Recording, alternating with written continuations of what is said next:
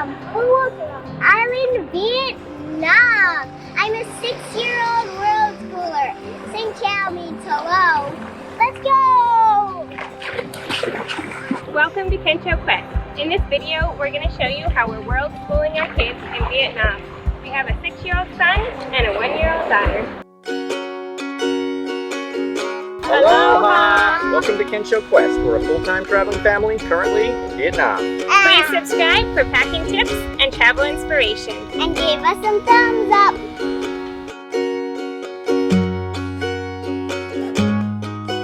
When we travel, we try to immerse our kids and ourselves in the culture as much as possible. We want this to be a learning experience wherever we go, so we try to stay in local areas where we can. So we're not always staying in hotels or in touristy areas because we are traveling. We're not really on vacation. We stay in apartment rentals or house rentals through Airbnb quite a bit, and that lets us see the local neighborhood and the way people really live instead of just being surrounded by other foreigners or other tourists. Our daughter liked looking out the window and watching the chickens. That was her entertainment every morning, and then trying to spot the dogs and the cats on the road as well.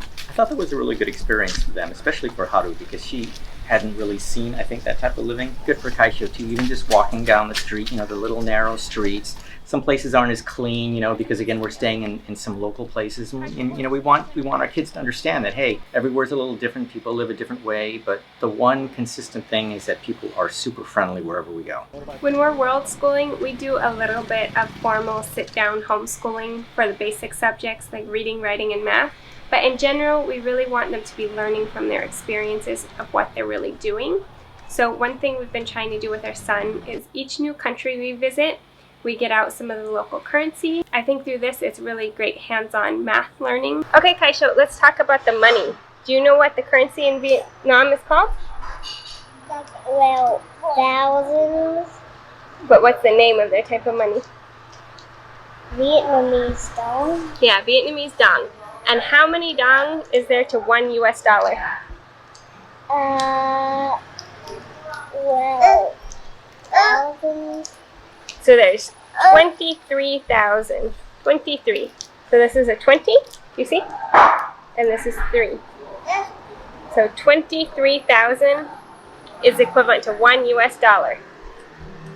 And who is this here on the bill? Ho Chi Minh. Yep, that's Ho Chi Minh, their leader who led them to freedom. Can you demonstrate when you pay for something in Vietnam, how you hand the money? Which one's your right hand? Okay, and then how do you hand it to them? Very nicely. In your right hand, with your left hand touching your right elbow. It's very nice and polite. One of the most important things we want our kids to learn is a little bit of the language wherever we go. We try to teach our kids how to say hello, goodbye, thank you, and excuse me or sorry, if possible. Those 4 things I think are crucial. So here in Vietnam, hello is xin chào, and thank you is cảm ơn.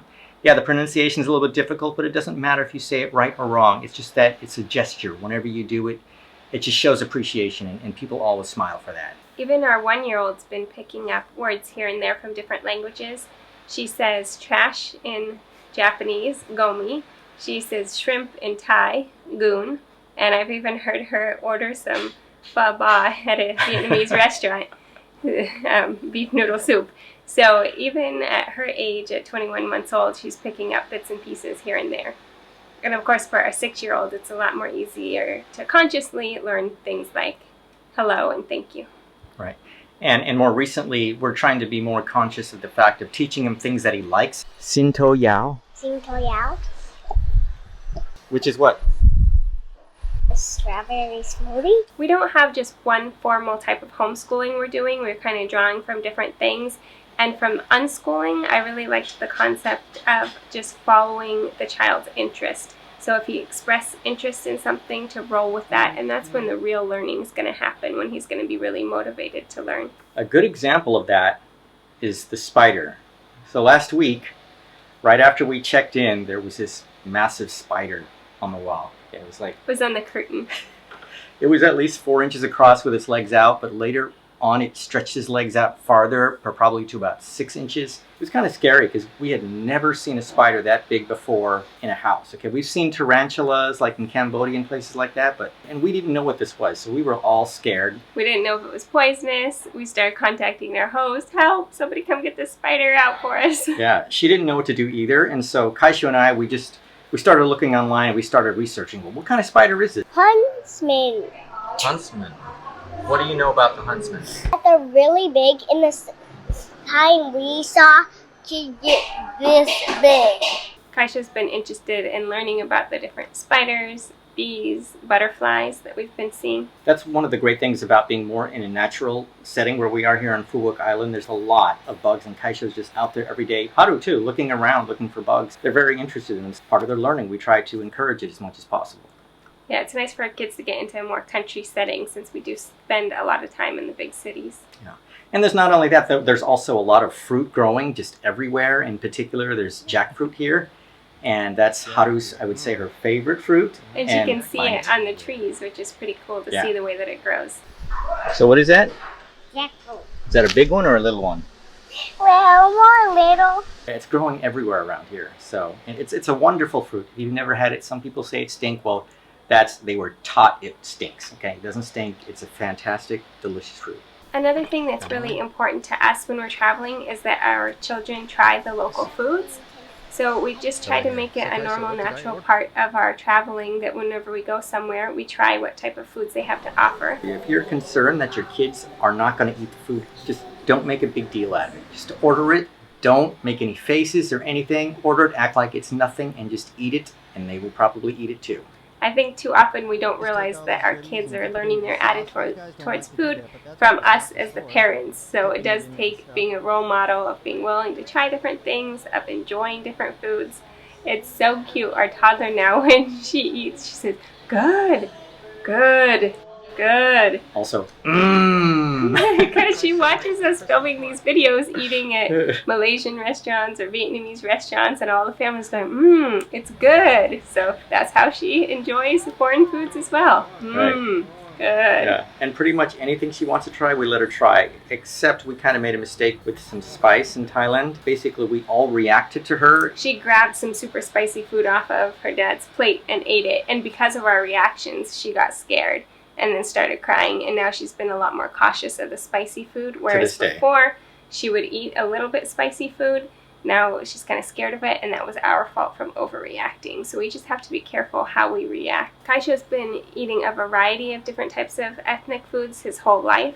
When he was 1 to 2 years old, we did a year traveling with him as well, starting off in Vietnam. So he loved Vietnamese food, all the different little rolls. He could easily hold them and eat them himself. He's been a fan of Vietnamese food for a long time. Our kids also love Japanese food. It's just exposing them to these different things, and if they grow up with it being part of what they eat, they're more willing to continue throughout their life to enjoy different types of food. Yeah, so again, that's so important for us is, part of the culture, big part of it is the food. So let them eat the food, let them try it. And they'll eat their burger and fries too. Right, I mean, we mix it up.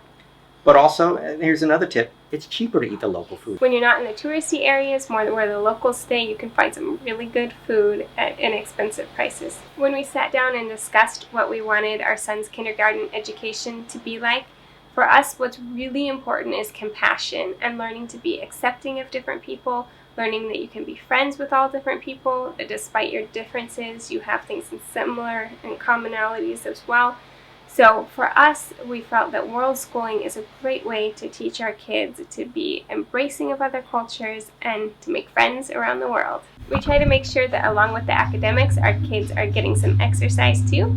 So their physical education comes in all different forms. Right now, since we've been in a beach island area, it's been swimming.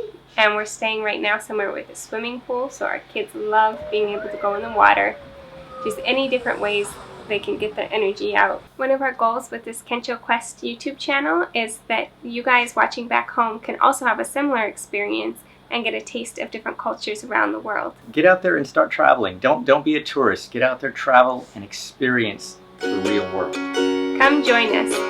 Subscribe and watch our family travel vlogs every Sunday.